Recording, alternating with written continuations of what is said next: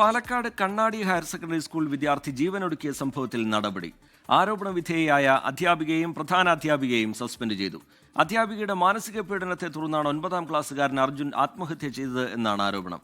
സംഭവത്തിൽ റിപ്പോർട്ട് സമർപ്പിക്കാൻ വിദ്യാഭ്യാസ മന്ത്രി വി ശിവൻകുട്ടി പൊതുവിദ്യാഭ്യാസ ഡയറക്ടർക്ക് നിർദ്ദേശം നൽകി. ഇന്നലെയാണ് പാലക്കാട് പല്ലഞ്ചാത്തന്നൂരിൽ കണ്ണാടി ഹയർ സെക്കൻഡറി സ്കൂളിലെ 9ാം ക്ലാസ് വിദ്യാർത്ഥി അർജുൻ ജീവനൊടുക്കിയത്. ഇൻസ്റ്റഗ്രാമിൽ അയച്ച മെസ്സേജിനെ തുടർന്ന് സൈബർ സെല്ലിൽ പരാതി നൽകുമെന്നും ജയിലിൽ ഇടുമെന്നും അധ്യാപിക ഭീഷണിപ്പെടുത്തിയതായി കുടുംബം ആരോപിച്ചു. ക്ലാസ് അധ്യാപിക അർജുനെ മാനസികമായി പീഡിപ്പിക്കാറുണ്ടെന്ന് സഹപാഠികളും.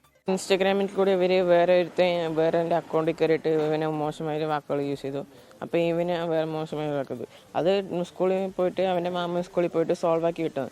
പിന്നെ അന്ന് ചൊവ്വാഴ്ച ടീച്ചർ ഉണ്ടായിരുന്നില്ല. പിറ്റേ ദിവസം ഇന്നലെ മിനിങ്ങാന്ന് ടീച്ചർ വന്നിട്ട് എന്താ കാര്യം ചോദിച്ചാൽ കാര്യം പറഞ്ഞു കൊടുത്തു.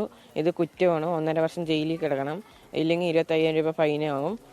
സൈബർ സെല്ലിനെ അപ്പം തന്നെ വിളിച്ചു പറഞ്ഞു. സംഭവത്തിൽ അധ്യാപികയ്ക്കെതിരെ വിദ്യാർത്ഥികൾ സ്കൂളിന് മുന്നിൽ പ്രതിഷേധിച്ചു. പ്രധാനാധ്യാപികയെ ഉപരോധിച്ചും പ്രതിഷേധം.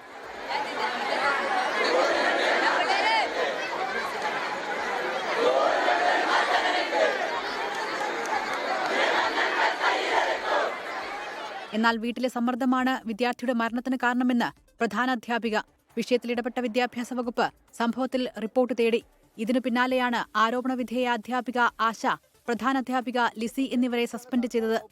നമ്മുടെ സ്കൂളിലെ 9ാം ക്ലാസ് വിദ്യാർത്ഥി അർജുനന്റെ ആത്മഹത്യയുമായി ബന്ധപ്പെട്ട് ഉയർന്നു വന്ന പരാതികളുടെ അടിസ്ഥാനത്തിൽ ഹൈസ്കൂൾ HM ലിസി ടീച്ചറെയും ക്ലാസ് ടീച്ചർ ആശ എന്നിവരെയും ചുമതലകളിൽ നിന്നും അന്വേഷണ വിധേയമായി മാറ്റി നിർത്തുവാനും സർക്കാർ വകുപ്പ് തല നിർദ്ദേശങ്ങൾക്ക് വിധേയമായി മറ്റു നടപടിക്രമങ്ങൾ സ്വീകരിക്കുന്നതുമാണെന്ന് മാനേജ്മെന്റ് കമ്മിറ്റി ഇന്ന് തീരുമാനിച്ചു. സ്കൂളിന് ചൊവ്വാഴ്ച വരെ അവധി പ്രഖ്യാപിച്ചു. 24 പാലക്കാട്. ലോകത്തെവിടെയായാലും ഏത് സമയത്തും 24 വാർത്തകളും ഓഗ്മെന്റഡ് റിയാലിറ്റി പാക്കേജുകളും എക്സ്പ്ലെയിനറുകളും വിശദമായി കാണാൻ ഞങ്ങളുടെ യൂട്യൂബ് ചാനൽ നിങ്ങൾക്ക് സബ്സ്ക്രൈബ് ചെയ്യാം.